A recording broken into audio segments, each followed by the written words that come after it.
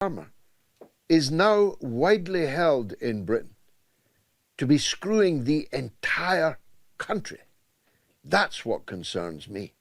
And he is in an improper relationship with the gay Bangladeshi billionaire Lord Alli. That improper relationship is a financial one. Keir Starmer has accepted utterly inappropriate gifts and financial support from Lord Alli in the first instance without declaring it. This is a matter... It was the wrong thing to do, you plonker. And then he goes, it didn't cost the taxpayer a penny. Well, that's all right then. I mean, who on earth thinks it's okay to take money from a lord who's loaded in order to put your child in an apartment that he owns so that he can study peacefully? What influence does Lord Alli have on this government? I keep asking the question, I keep getting no answers. Let's talk to Dave.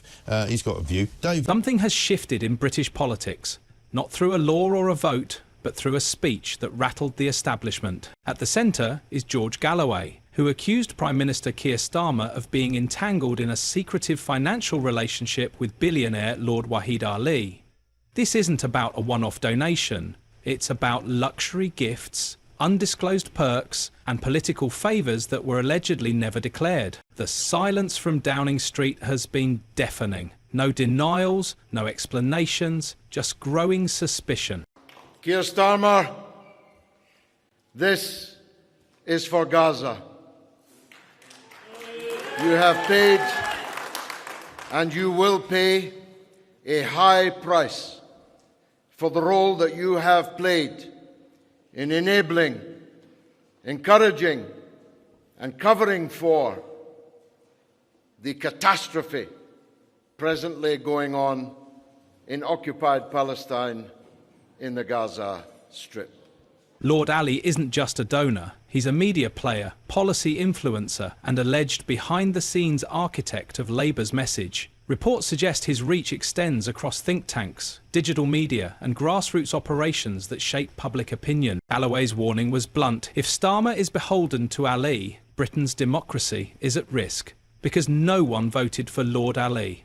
And yet, he may be calling the shots. Starmer built his image on clean leadership. But if these financial ties go as deep as claimed, that image may be nothing more than branding, paid for, packaged and delivered by the highest bidder. George Galloway's accusations didn't fade, they exploded. Social media lit up, journalists started digging. Even mainstream outlets are now asking hard questions about Keir Starmer's ties to Lord Wahid Ali. It's a matter of fact.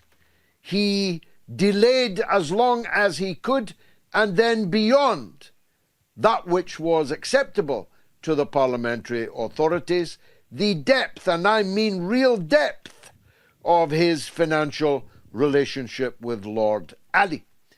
No British Prime Minister has ever allowed a billionaire to buy his clothes, buy his glasses, buy his wife's clothes, put him up in a multi-million-pound penthouse apartment in Soho in London. No British Prime Minister has ever had the kind of financial relationship with the billionaire Lord Ali that Keir Starmer... Inside Labour, unrest is growing. MPs say they were kept in the dark. Some are demanding answers. Others are quietly reviewing communications and donation records, fearing more leaks are coming. What once looked like a passing controversy is starting to feel like a crisis. Starmer's silence is only making things worse. Every day without a response adds fuel to the fire. Once seen as a symbol of unity and readiness, Labour now appears shaken and uncertain. The core issue is no longer just influence, it's trust. Voters aren't asking if something's wrong, they're asking how deep it goes. And without answers, suspicion fills the gap. Breaking news for you. As if you thought the gravy train had hit the buffers. Well, it hasn't, ladies and gentlemen. More revelations from Keir Starmer. This morning he admits that he took £20,000 in donations from Lord Alli for accommodation for his 16-year-old son to study, in his words, peacefully for his GCSE exams. I presume this means that's part of the £20,000 that was racked up for using the apartment that Lord Alli has, £18 million apartment apparently, in Covent Garden, a penthouse.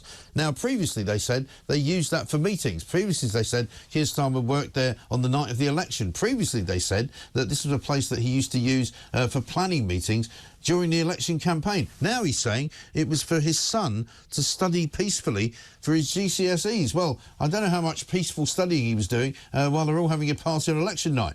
Really? Seriously? Starmer said somebody offered me accommodation. Somebody? You mean Lord Alli offered me accommodation where we could do that, and I took it up, and it was the right thing to do. No, it wasn't. This //U2B /6NI U400H3Y 3 equals 851 Q put 7GQK9 Q put 130115. The longer Starmer stays quiet, the more his image cracks. Reform was his brand, but without accountability, it starts to look like a carefully crafted illusion. Galloway's challenge has cut deeper than expected. It's exposed a growing suspicion among voters that Labour isn't being led but stage managed, and not for public good but private gain. This wasn't the narrative Labour planned for, but now it's the one they're trapped in.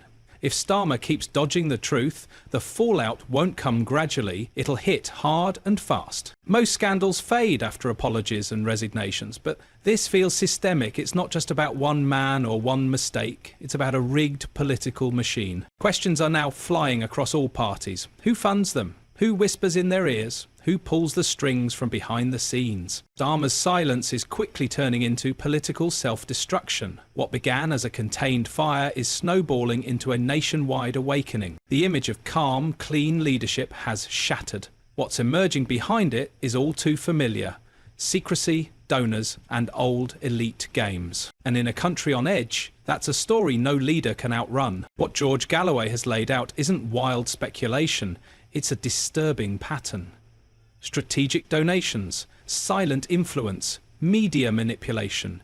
Every thread, when pulled, points to a deeper connection between Alli and the very structure of Labour's operations. The question that's now dominating conversation isn't whether Alli gave money, it's what he got in return. Was it access? Editorial influence? A seat at the policy-making table? And if so, was it disclosed or quietly swept under the rug? If these ties extend into the Prime Minister's office, as the allegations suggest, then the implications are enormous. Every decision Starmer makes will be viewed through a lens of doubt. Every speech, every policy rollout, every sudden shift in Labour's platform will be scrutinised for signs of external puppeteering. Because if one unelected billionaire is shaping government direction, then this isn't a representative democracy anymore, it's a stage, where the script has already been bought and sold. There's a reason this story won't die down. It cuts to the very nerve of what people fear most, that their voices no longer matter, that elections are carefully managed productions, not exercises in choice, that leaders aren't answering to the public, but to the people signing the checks behind closed doors. Galloway's speech pulled that fear into the spotlight. He didn't just call out Keir Starmer, he ripped the curtain off the whole performance and forced the public to ask the question no leader wants to answer. Who are you really working for? Because if Lord Alli's money greased the path to power, and if his influence helped shape campaign messages, policy outlines and staffing decisions, then Starmer's government was never formed in the name of the people. It was assembled in service of one man's agenda. And what makes that so dangerous is how easily it hides behind respectability, professionalism, moderation. All the labels voters were told to trust. But now, those words feel hollow, because behind them, the same elite interests may be calling the shots, just in quieter voices wearing smarter suits. For Starmer, the political calculation seems simple. Say nothing, ride it out, let the news cycle move on. But that's a dangerous misread of the public mood, Because this isn't just a Westminster issue anymore. It's national. Voters are angry, not just because of what's been revealed, but because of how it's being handled. The refusal to acknowledge questions, the lack of transparency, and the reliance on silence have created a toxic mix of suspicion and resentment. Even within Labour, there's growing frustration. Backbenchers are reportedly furious at being left in the dark. Some have begun to ask whether they've been used as unwitting faces of a political movement that was never truly about the people it claimed to represent. And if that resentment grows, Starmer won't just lose the public, he'll lose the party. Every day that passes without clarity chips away at his authority. What once looked like cautious leadership now reads as avoidance, and in a time when the country is demanding answers, avoidance looks a lot like guilt. Because eventually, silence doesn't protect you, it isolates you. Keir Starmer promised something better. A break from the chaos, a return to reason, a clean slate for British politics. But now, that promise is hanging by a thread. Because what's being exposed isn't chaos, but control. Not the messy unpredictability of democracy, but the quiet manipulation of wealth steering power. And that kind of politics always comes at a cost.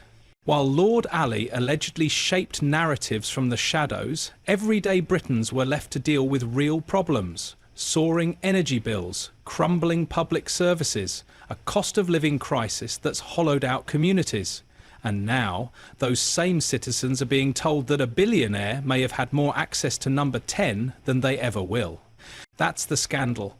Not just the alleged perks or donations, but the growing divide between those who govern and those they govern over. Starmer's silence only reinforces that divide. Every moment without explanation tells people exactly what they feared, that their concerns come second to the interests of the wealthy, that the decisions affecting their lives are made in rooms they'll never enter, by people they'll never vote for. The chilling part about this entire saga isn't just the allegation, it's the possibility that it all holds water.